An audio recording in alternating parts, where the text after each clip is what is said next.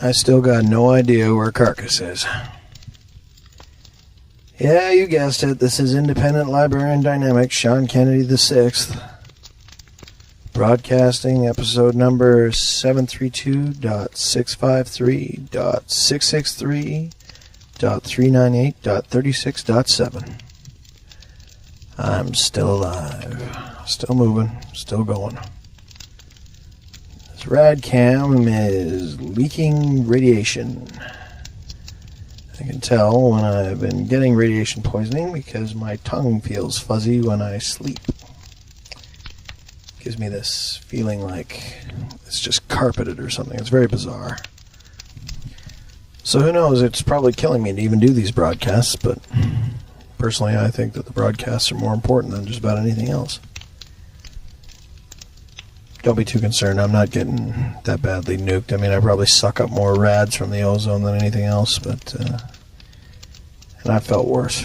That's just as if I were to walk around the Badlands all the time, might shave 10 years off my life, who knows. Maybe I'll get cancer. Yeah, causes cancer. Used to say that everything causes cancer. Now I don't think I can actually find anything that doesn't cause cancer now. I think just about everything under the sun causes plague somehow. Unreal. Still traveling south. No sign of Carcass. I think he's probably dead. I hope so. I hate to see him wandering around unleashed without anybody to call master. Maybe he's tracking me, I have no idea. Me, I'm still heading south. After I got that quantum cluster, I figure I should probably not head back to the city until I get a chance to stash it. Things like that have considerable amount of value. More than likely what I'll wind up doing is I could build myself a unit and send it on a pilgrimage. That's sort of the tradition, but I think what I might wind up doing is give it to some of the monks. That'd be worth some pretty big points with the monks. It's worthwhile to keep the monks on the good books, I think. It's worthwhile to have a couple monks in your back pocket.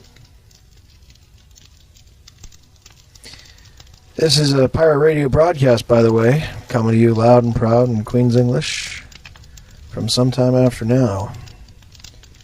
By listening to this, you should be advised that you're violating your listener's license agreement and could be subject to persecution and suspensions of your listener's license. This would therefore mean you would become fired, unemployed, unable to access your cash, and would no doubt wind up wandering in the wastelands just like me. If you're concerned of this being a possibility, you should disconnect this program now. If you've come across this by accident, you probably don't want to listen to this. But even though you don't want to, it's probably pretty important that you do. You need it more than anyone.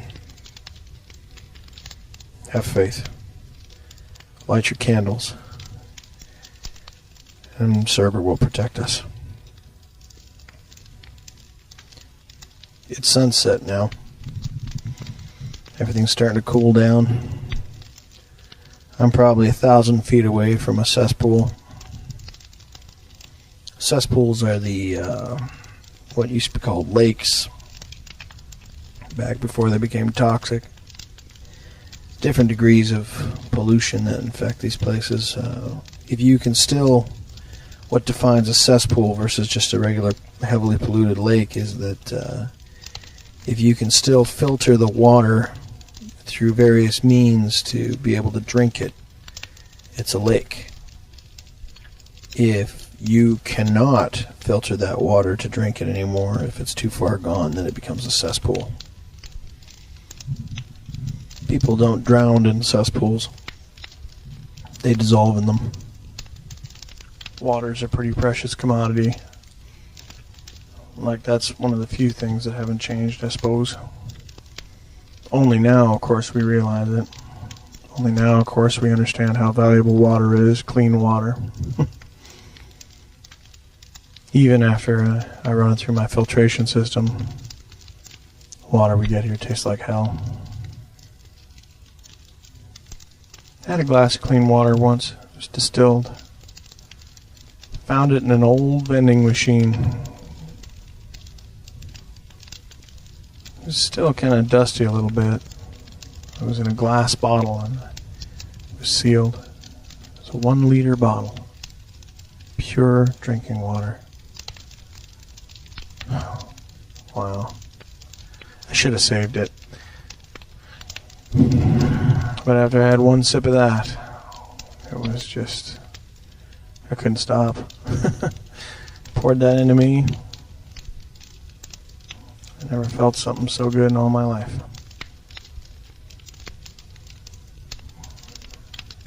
Water everywhere now. I don't even know if I'd even call it water anymore. Our lakes are nothing more than chemical spills. Those lakes and cesspools. Well, ever since the environmental laws have gone to hell, I mean, nothing here is even worth. Some people say they see fish from time to time. I mean, they're all twisted, sickly things. You can't eat anything that swims in a lake. Are you insane? The toxins it has in your body makes the creature toxic. You ingest that, you're toast. That's a guarantee. That's not even a partial myth. Yep. So as for me, still heading south. I think I'm going to cut over west. See if I can make my way back up to Nod.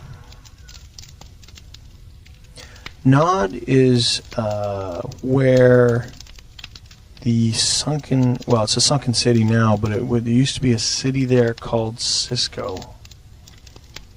Saint Cisco, or Saint Francis of Cisco, or something like that. I can't remember, but that's one of those cities that a lot of artistic people were there. It's called the City by the Bay. Well, now it's the city in the bay. That was when the Great Quake happened, and along with all the other environmental changes. I mean, the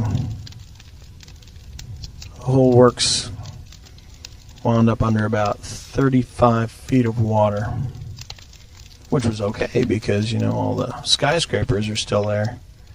It's kind of pretty, actually. You watch the waves come in and just kind of ripples along these huge cement structures that go up into the sky. One of the interesting properties about cement is that if you get it wet, it gets stronger. I kind of hope that if the rest of the world burns, Nod stays standing in its own abandoned way. Well, it's not totally abandoned, but there's no arcologies there. It's the city of the lost. It's that's a dangerous place, Nod. Nobody goes to. Well, that's not true either. People on the fringes, they talk about Nod. I've seen it once, but this time I think I'm going to try to get a little closer.